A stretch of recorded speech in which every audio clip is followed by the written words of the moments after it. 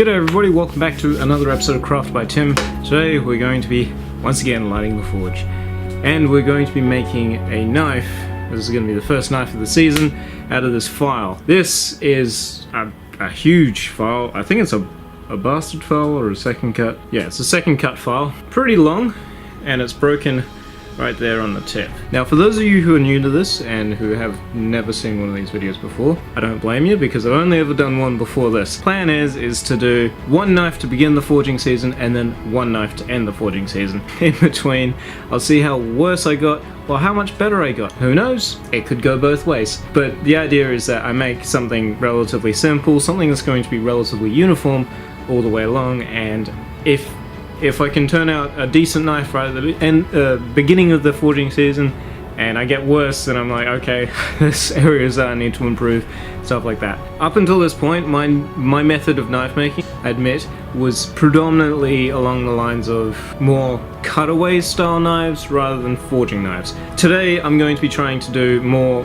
actual forging. Because this is a file, there's a little bit of prep that we need to do before we can actually start to forge this. Mainly taking up the teeth, because the teeth, well, they're basically tiny little rows that have a tendency of folding over onto the flat portion of the metal. So if they fold down and you're not at a forge welding temperature, then what will often happen is that they will just sort of create cold shuts, which are essentially fractures all the way through the steel. So they're really bad. So we're going to take off quite a few of the teeth first, but I still want to leave sort of that file texture so I can say, this is something that I made from a file. If I can do it, so can you. Yeah, baby! You can do it! I'm hoping that this ends up turning out really cool. I've got a pretty cool plan for it, and this will probably be one of the biggest knives I've ever made, if not the biggest. For those of you who don't like me talking, that's it. I'm pretty well done up until right at the end of the video. Unless something drastic happens, in which case I'll explain it. Like, I don't know, I end up with third-degree burns all over my face. So, I hope you guys enjoy, and I'll catch you at the end. One more thing before I begin that I forgot to mention. This is going to be the first time that I'm using the beast here, the 9-inch angle grinder. I haven't used this for any cutting or any work prior to this. All I'm going to do is I'm going to start by grinding off all of the teeth on the front and the back, and 1/2 and the top maybe 3 or 4 inches out on the very end. And then that should be pretty well it. Oh, and then cutting off the ends so I have something nice and flush to begin with. Alright, that's everything that I need to talk about.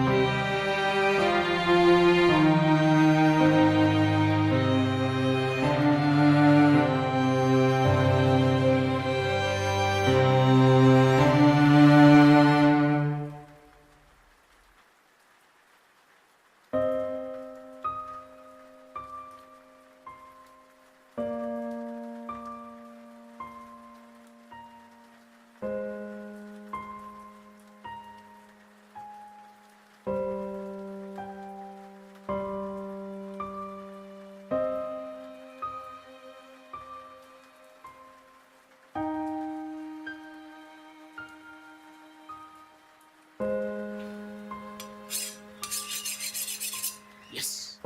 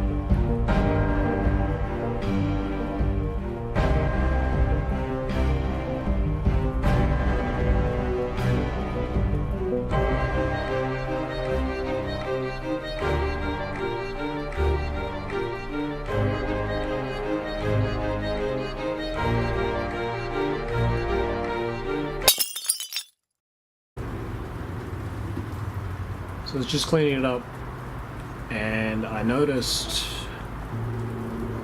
look at that. What an absolute shiner of a crack. 5 millimeters.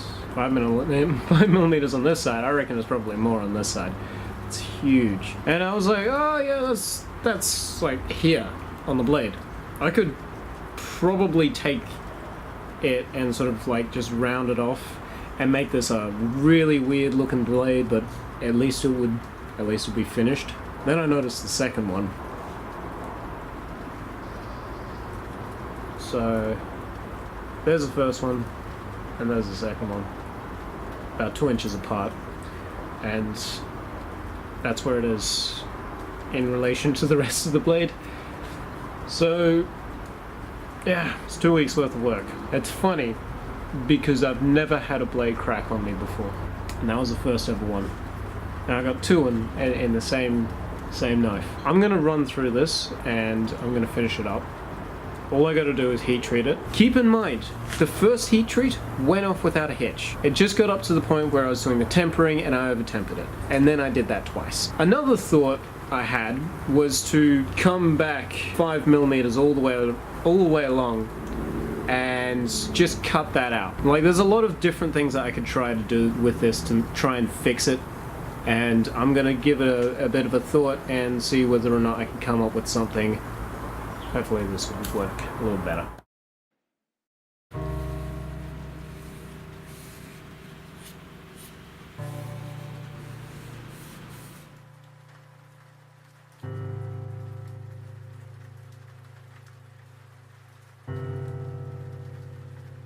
Okay, well, I'm gonna call it that. This knife is now done. Now you might be wondering, what'd you do? How'd you fix it? Did you grind them out? Did you cut some serrations into it? What'd you do? And the truth is, I didn't do anything. I just tempered it, slapped the handle on it, and I'm calling this done. The cracks are still there, still clear as day. I'm calling this knife done. Why would you skimp out on putting in that little bit of extra effort to try and fix it? The problem is that the idea behind this knife was it's meant to be the first knife of the season. It's not meant to be the best knife that I've ever made. It's not meant to be the worst knife that I've ever made, but it looks like it's turned out to be. Actually, no, I've probably made worse knives in my past. This knife is something that I'm proud of because it's a failure. Because it didn't turn out the exact way that I wanted it to. However, when I look at the original design of the knife, it actually is quite similar to how I originally thought it would. How I imagined this thing to look when I first started. It's not perfect, don't get me wrong, but it is really close, and I am actually genuinely happy with the way that it turned out, regardless of the cracks. Not everything went according to plan. And that's something that you will need to understand if you ever decide that you want to try and make knives. In fact, if you ever want to try and make anything, if you ever want to do anything, you gotta understand that not everything will go according to plan. And that's okay. It's okay to fail. Most of the time, it's not life and death. We fail every single day. And when it comes down to this, I got frustrated. I have to admit, after doing the temper and over-tempering it, then I had to start over. And then I did the 3 normalizing cycles, which, by the way, it took almost 3 hours to do 3 normalizing cycles and the heat treat. That's a lot of time to sort of be waiting around for things to do things. I think Bet40 said it the best. There's no feeling more intense than starting over. It is so true. Doing the same thing over and over again is so incredibly frustrating. It's important to have failure, because with every failure, you get to appreciate success just that little bit more. And I know it sounds cliche, but it's true. To be able to look at a knife like this and understand why it's cracking, because I've put so much stress on this blade. That's why it's cracking. Because it's so big, it cracks under its own weight. To be honest, I'm happy with this knife.